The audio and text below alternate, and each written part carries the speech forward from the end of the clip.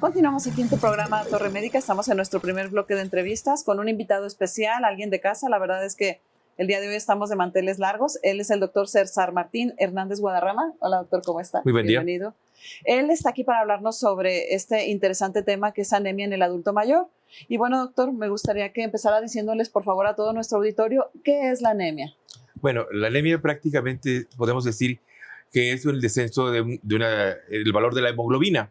Sí, y esto se refleja regularmente o en la palidez del paciente como parte del síntoma y el desarrollo de otros datos como puede ser la fatiga, falta de aire, en actividades que habitualmente eran rutinarias, como por ejemplo bañarse, vestirse, barrer, y que empieza a hacer que uno se detenga a tomar aire, al grado de que llega a ser tan severo que a poder hablar y poder comer implica o respiro primero antes de poder hacerlo.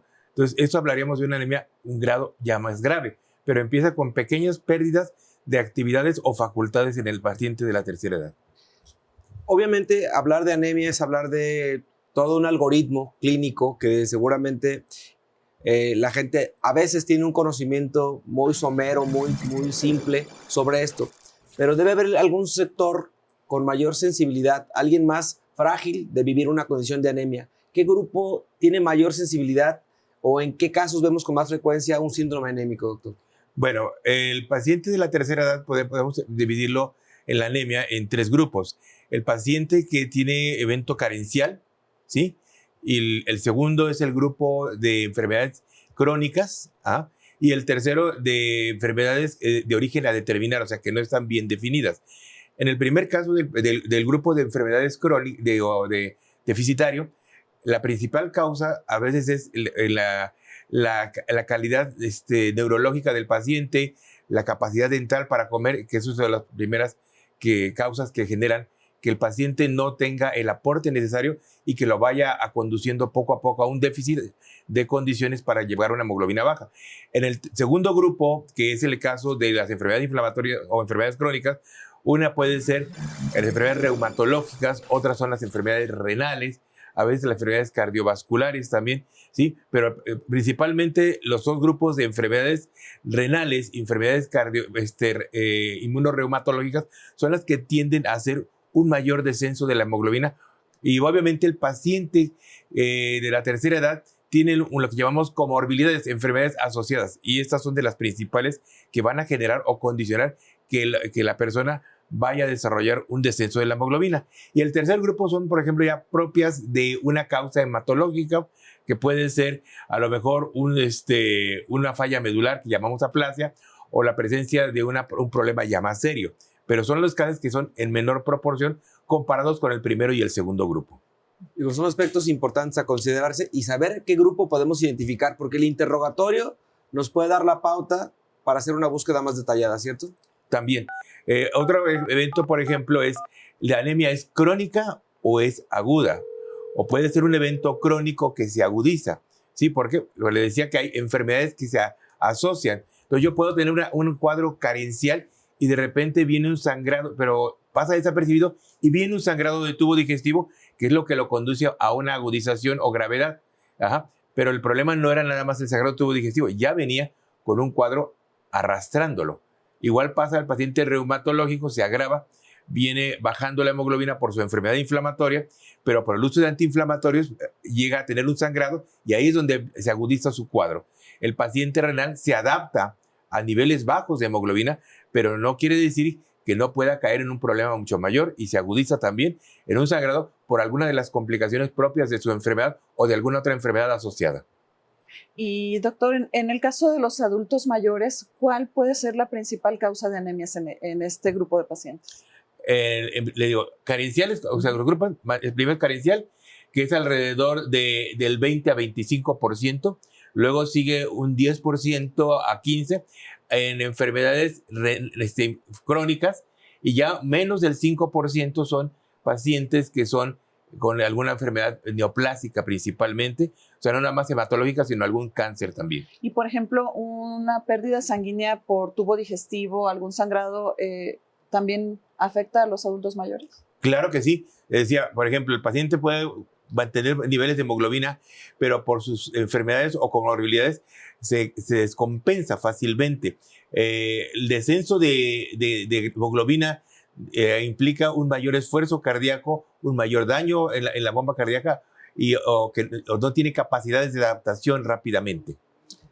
Tomando en cuenta, doctor César, el aspecto de que el adulto mayor puede tener una mayor susceptibilidad sin alguna causa aparente, hablando de algún factor de comorbilidad, no hablemos de un paciente con insuficiencia renal u otras causas. De repente el adulto mayor llega a una consulta subsecuente con el geriatra, con el internista, y vemos que puede experimentar qué susceptibiliza mayormente al adulto mayor para desarrollar padecimientos o cuadros de anemia crónica. Bueno, fisiológicamente todos vamos perdiendo parte de nuestra funcionalidad para producir sangre. O sea, cuando nacemos somos prácticamente todos los huesos producen sangre. Conforme va avanzando la edad de la vida, entonces empieza a disminuir los centros productores de sangre, se van perdiendo desde la periferia hacia quedando el puro centro, lo que es la médula ósea o el hueso, ¿sí? Entonces, el adulto mayor tiende a disminuir sus valores, aunque la OMS abarca como tal que la anemia es, en el caso de masculino, menor de 13 gramos y en el caso de femenino, menor de 12 gramos, no quiere decir, el paciente adulto mayor tiene valores que también pueden descender inclusive hasta menor a 11 gramos o aceptable que sea 11, pero hay que buscar características muy especiales del paciente para poder considerarlo, ¿sí? Hay otro elemento también que pueden condicionar, que son, le digo, la alimentación, la falta de dentadura, es una de las cosas que preguntamos. El paciente ya no come igual, disminuye su ingesta alimentaria, pero también se vuelve muy selectivo. Entonces tenemos que interrogar acerca de esas cosas. Enfermedades, como mencionábamos, un sangrado de tubo digestivo. El paciente toma medicamentos, padece a veces muchas gastritis, toma omeprazol, inhibe la absorción de ciertos nutrimentos, o hay enfermedades también propias en el adulto, como una anemia perniciosa también característica en ellos también. Doctor, ¿y existe algún otro síntoma que pueda orientar ahí en casita, aparte de la fatiga crónica? Bueno, como dicen, la anemia es el reflejo de una enfermedad sistémica que puede ser cualquiera. Puede ser una enfermedad propiamente hematológica, pero puede ser asociada a algún otro padecimiento, prácticamente. Entonces, la principal característica de evolución o el motivo de consulta siempre es astenia adinamia, que le dicen al médico, que es la fatiga, la falta de aire, sí, principalmente. La otra dato clínico podemos ver principalmente palidez de la piel. A veces no hay que confundirlo porque las familiares lo confunden con que el estar amarillo es como si fuera pálido. Entonces hay que siempre preguntar si es blanco o es amarillo lo que está la tez de la piel. Y principalmente vemos datos clínicos como pueden ser la conjuntiva, las encías, ¿sí? Que son parte, o el lecho unguial ya no tiene el mismo color, se ve más claro. Otros datos interrogables pueden ser el cambio de color de la orina, el cambio de color de las evacuaciones, porque todos preguntamos, oiga, ¿cómo evacúa? Normal, que es normal. Y el paciente siempre ha obrado con una cosa que son heces oscuras, que se llaman melenas, y para él siempre ha sido normal tener un sangrado de tubo digestivo, y por la falta de un interrogatorio un poco más juicioso, dejamos pasar ello, o que el paciente siempre orina oscuro en la mañana. Y hay otras patologías de promedio que nos están hablando de que está destruyendo sangre y que está conduciendo. Entonces, principalmente, dentro de la rutina diaria, ver, aparte de la fatiga, el tipo de alimentación, cuántas veces come, quién le asesora la comida, qué enfermedades tiene, cómo obra, cómo orina, son parte de los elementos que nos podrían condicionar a poder auxiliar dónde viene el problema. Esa parte en donde, de alguna manera, el interrogar de manera detallada nos permite definir, y mayormente en el adulto, porque de repente el adulto que va perdiendo una condición neurológica tiene que tener un cuidador primario, un cuidador principal, que se empieza a dar cuenta y no volteamos a ver, en el caso del adulto mayor que necesita un pañal, que ya sea para miccionar o para evacuar, no nos fijamos en las características físicas de nuestro material de desecho, ya sean heces o orina, que nos permitan diferenciar, doctor, que algunas condicionantes primarias de esto pueden ser pérdidas de tubo digestivo y que las vamos dando de manera crónica.